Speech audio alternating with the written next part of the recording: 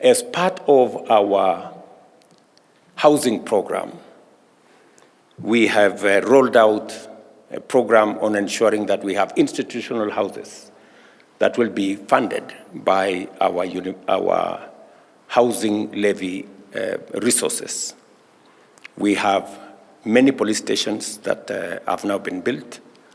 We are rolling out the buildings for housing for our officers across the country, and not just the police, but also the military, the prisons, and others.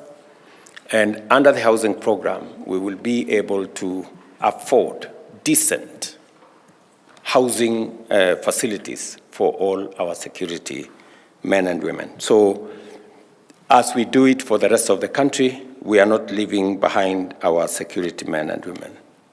I am very confident that going into the future, we will have a much more professional, a much more dedicated and a well-resourced police service as we make their terms and conditions of service better.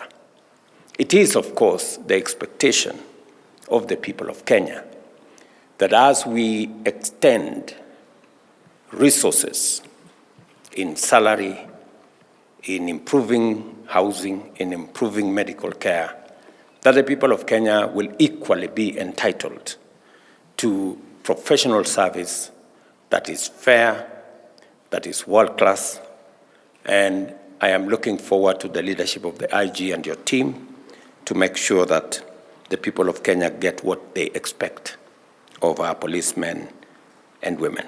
Even as we designed our universal health coverage program, we are making sure that our police men and women and the security sector in general become beneficiaries in two ways. Number one is to improve access. In the past, the medical cover that was available was limited to only certain facilities.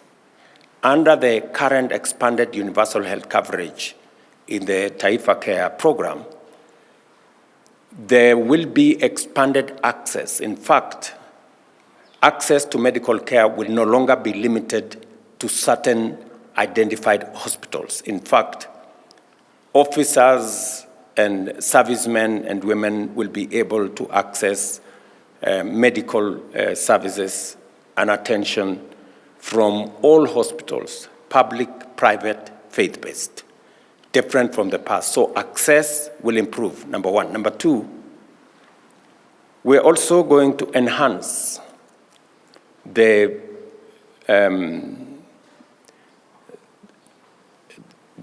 service, to broaden access of different medical services. We are standardizing the whole medical scheme to make sure that while today the police service enjoy a lower facility than other public servants, under the new universal health care program, all officers on job groups that are equivalent will get the same medical facilities made available to them under the new program. I also want to say that in that whole program of modernization,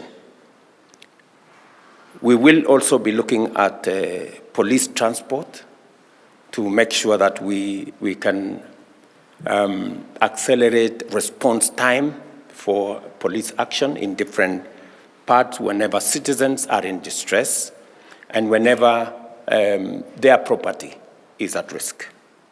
We undertook to look at the terms and conditions of service of our policemen and women.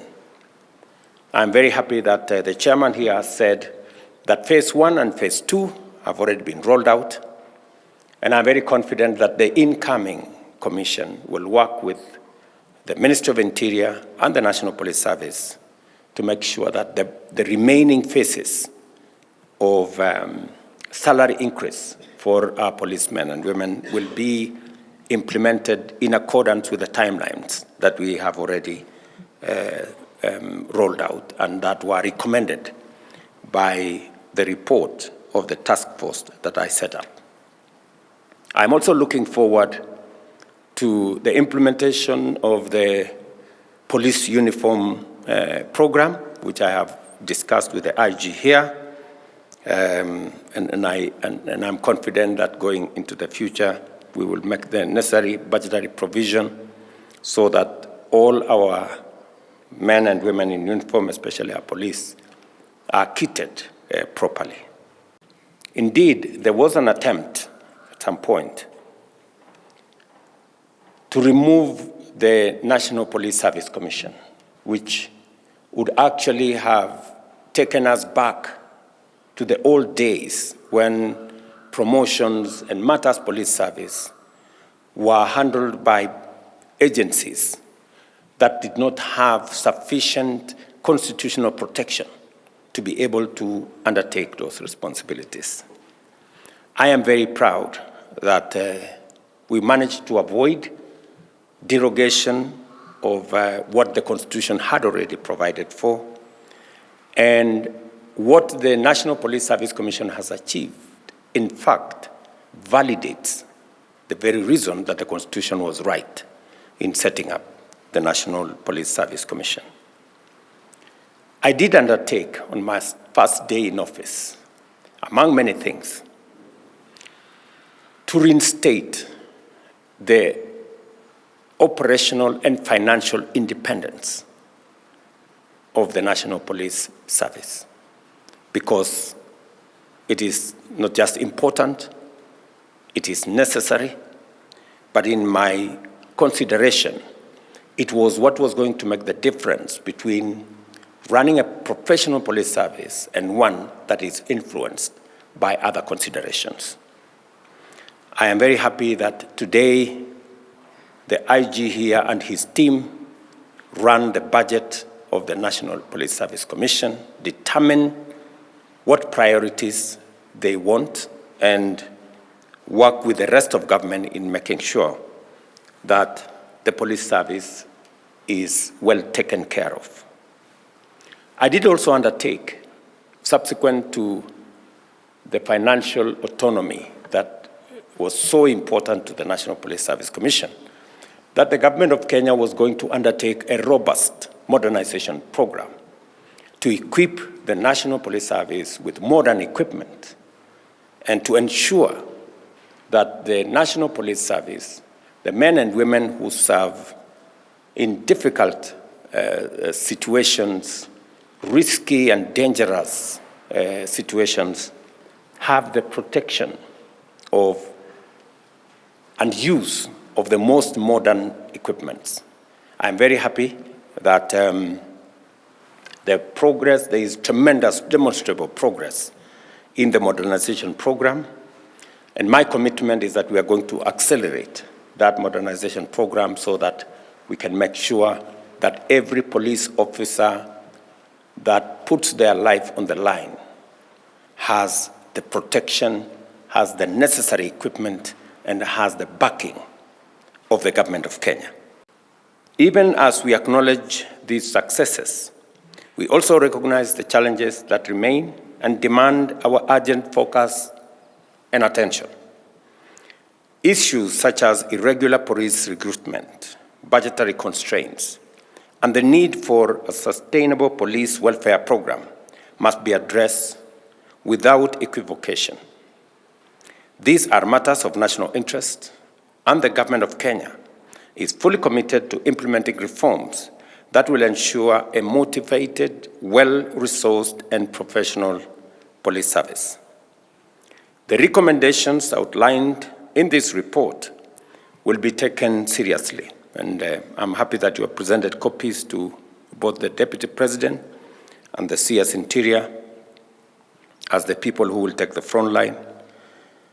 And they will integrate them into our broader security sector reforms, ensuring that our officers continue to serve with integrity, professionalism, and dedication. The security and stability of our nation depends on a police service that is not only well-trained and well-equipped, but also adequately supported and sufficiently motivated. To you, the outgoing members of the National Service Commission, of the National Police Service Commission, I extend my very sincere gratitude for your service to this nation. I agree with the chairman that you are very smart. And the chairman is equally smart, and and I understand why that is the case. Your work is a legacy that will shape the future of policing in Kenya for years to come. As we move forward, let us reaffirm our collective commitment to a national police service that upholds the highest standard of accountability, professionalism, and fairness. Let us build upon gains made and continue striving for a police service that truly serves the people of Kenya with honor and dedication.